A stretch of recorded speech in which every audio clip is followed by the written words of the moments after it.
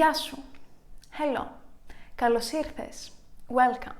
I'm Maria Georgiou Katoglou and together we are going to learn Greek. Today we are going to see a dialogue. 10 phrases you can use to introduce yourself in Greek. They will do it. Ξεκινάμε. Οι φίλοι τους κάνουν κάτι και τους είπαν γνωριστείτε. Οι φίλοι τους είπαν να γνωριστούν. Γεια σου, με λένε Γιάννη.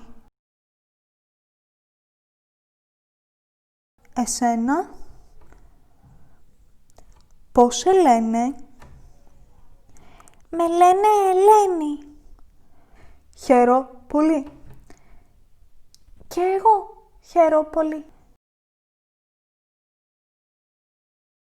Πού είσαι, Γιάννη? Είμαι από την Αθήνα. Αλλά μένω στην Θεσσαλονίκη. Εσύ? Εγώ είμαι από τη Θεσσαλονίκη.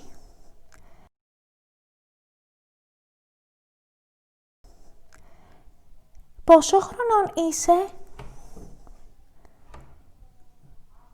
Είμαι 44 χρονών. Εσύ πόσο χρονών είσαι? Εγώ είμαι 33 ετών. Είσαι παντρεμένος? Ναι, είμαι παντρεμένος και έχω ένα γιο. Ο γιος μου είναι 4 χρονών. Εσύ είσαι παντρεμένη? Όχι, είμαι ελεύθερη.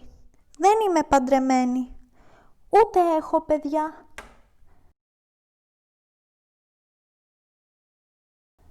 Τι δουλειά κάνεις? Είμαι οδοντίατρος. Εσύ? Εγώ είμαι δασκάλα. Και εγώ είμαι δασκάλα. This moment our channel has more than 1,000 views and more than 100 subscribers. This means so much to me and I thank each and every one of you separately.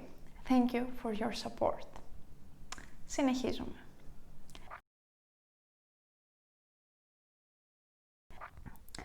Τι σου αρέσει να κάνεις?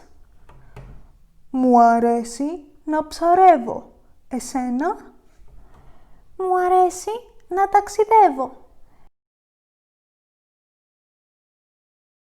Έχεις Facebook, μέσα κοινωνικής δικτύωσης? Όχι, δεν έχω μέσα κοινωνικής δικτύωσης. Ούτε Facebook, ούτε τίποτα άλλο.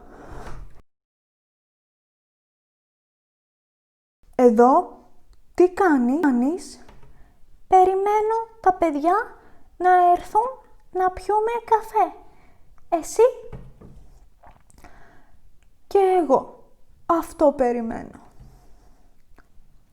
Και αυτός είναι ένας διάλογος, πρώτος διάλογος γνωριμίας. Let me know what else comes up in a dialogue introducing yourself to somebody for the first time. If you like this video, like and subscribe to the channel. In the transcript below, you will find the proposed exercises you can do based on this video, as well as their solutions. Ευχαριστώ που ήρθες. Thank you for coming. Τα λέμε. See you.